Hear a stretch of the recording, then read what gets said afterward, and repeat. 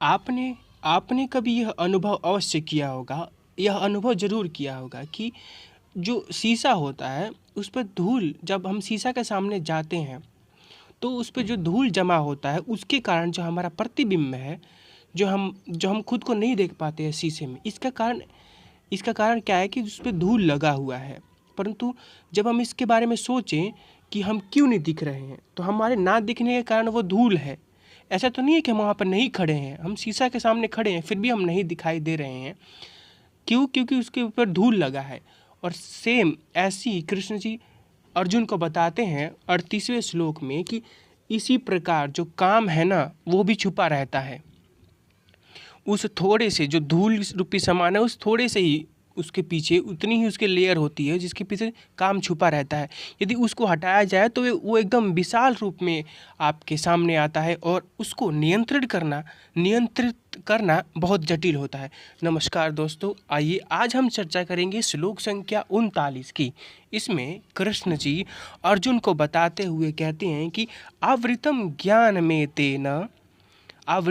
ज्ञानमेतेन ज्ञानिनो नित्यं वैरिणा कामरूपेण कौन्तेय दुष्पुरेण नलेन च। यह श्लोक संख्या हमारा 39 है। इसमें कृष्ण जी अर्जुन को कहते हैं कि इस प्रकार ज्ञानमय जीवात्मा की शुद्ध चेतना, जैसे कि शीशे का हमने उदाहरण लिया है, ठीक है, और ज्ञानमय चेतना की शुद्ध आत्मा उसके काम रूपी नित्य शत्रु से ढकी रहती है, जो कभी भी तुष्ट नहीं होता। जो काम कह रहे हैं कि जो कभी भी काम तुष्ट नहीं होता और अग्नि के समान जलता रहता है। आइए इसका तात्पर्य देख लेते हैं। यहाँ पर और भी मेंशन किया गया है कि मनुस्मृति में कहा गया है कि कितना भी विषय भोग क्यों ना किया जाए, काम की तृप्ति नहीं होती। जिस प्रकार के निरंतर ईंधन डालने से अग्नि कभी भी नहीं बुझती।